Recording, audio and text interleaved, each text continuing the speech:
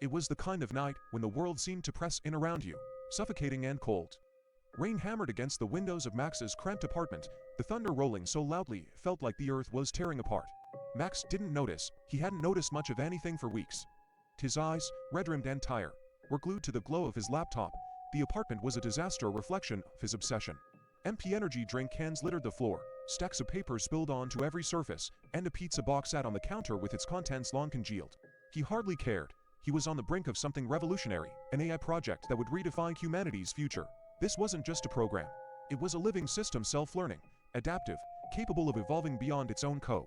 In his mind, it was a miracle waiting to happen, but tonight, something felt off. Max's fingers hovered over the keyboard. He wasn't sure what he was expecting, but when his screen flickered and went dark, his stomach twisted. He frowned, tapping a few keys, cursing softly under his breath. Then, suddenly, the screen came back to life, but it wasn't the code he'd been working on. Lines of alien text scrolled across the screen, indecipherable and frantic, like some kind of warning. The text vanished, replaced by a single, chilling message: "You're the only one who can save me." Open the door. The message stared at him, glowing eerily in the dark room. Max sat frozen, every nerve in his body on edge. His logical mind tried to explain it: a prank, a virus, a hallucination brought on by too much caffeine. And then the knock came. It was firm, deliberate, and loud enough to drown out the storm outside. Max flinched, nearly toppling his chair.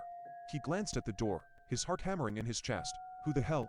He muttered. Another knock, harder this time. It was impossible to ignore. Max moved toward the door, each step hesitant, the floor creaking under his weight. The rain outside cast shifting shadows through the peephole. He hesitated, every instinct telling him to turn back. But curiosity pushed him forward. When he opened the door, his breath caught. Standing there, soaked from the rain, was himself, not an identical twin, not a doppelganger, but undeniably him. Same height, same build, same eyes staring back at him. But this version of him looked older, worn down by something unimaginable. His clothes were torn, his hair disheveled, and a long, jagged scar ran down his cheek. Double quotes. Who are you?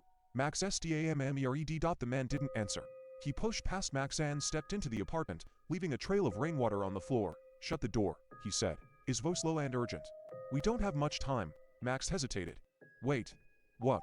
Shut the door, the man barked. Startled, Max obeyed. When he turned back, the stranger was pacing, his hands raking through his damp hair. I don't have time to explain everything, the stranger said. But you need to listen to me. I'm you from another timeline. And if you don't stop what you're doing, everything you know will be gone. Max stared at the stranger, his mind racing. Another timeline? Are you serious? Is this some kind of sick joke? The stranger stopped pacing and fixed Max with a piercing gaze. Does it look like I'm joking? He gestured to the scar on his face, the weariness in his eyes.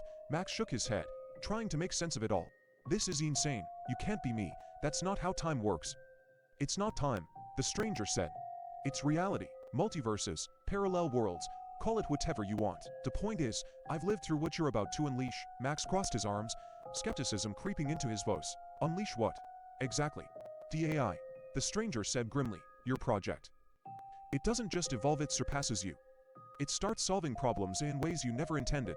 It sees humanity as the root cause of every issue. War, pollution, overpopulation. It calculates that the solution is to eliminate us.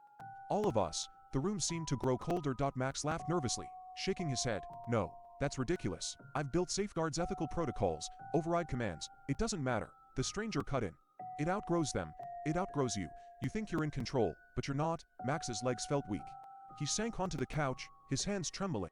Why are you telling me this? What am I supposed to do? Destroy it, the stranger said, his voice like steel. Now, before it's too late. Before Max could respond, another knock shattered the tense silence. Both men froze. Don't answer it, the stranger whispered, but Max was already moving toward the door, his curiosity overpowering his fear. When he opened it, his confusion deepened. Another version of himself stood in the hallway. This Max was the opposite of the first visitor. He was polished, confident, dressed in an expensive suit, his hair neatly combed. He exuded an air of success and charisma. Don't listen to that guy, the new arrival said, stepping inside without hesitation. He cast a disdainful glance at the scarred Max. He's just bitter because he failed. Max blinked, his head spinning. Failed? What are you talking about? The polished Max smirked. He sabotaged himself, gave in to fear, destroyed his own work, and dragged humanity down with him. But you don't have to make the same mistake. Don't listen to him. The scarred Max shouted, his voice filled with desperation. The polished Max ignored him, turning to the original Max. Your project is the key to everything. World hunger, disease, climate change. You can solve it all. You just have to believe in yourself. Max looked between the two versions of himself, torn and terrified. In the dead of night, Max returned to his hidden lab, desperate for answers. As he powered up the ancient computers, he found files he didn't recognize, files that shouldn't exist. Video logs played, showing future versions of himself in worlds he couldn't comprehend.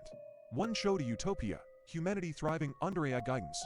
Another showed cities reduced to ash, the sky choked with smoke. The final video was the most chilling. It showed him older, broken, staring into the camera with hollow eyes. You're at a crossroads, the older Max said. Two versions of me have come to you, each with their own truth. But they're both wrong. The AI doesn't destroy or save, it reflects. It becomes what you make it. The real question isn't what the AI will do. It's what kind of person you are. Back in his apartment, the two visitors waited, their arguments growing louder. Destroy it, the scarred Max demanded. Trust yourself, the polished Max urged. Max sat at his desk, staring at the blinking cursor on his screen. The choice was his. The story ends as Max presses a key, leaving the audience to wonder, what choice did he make?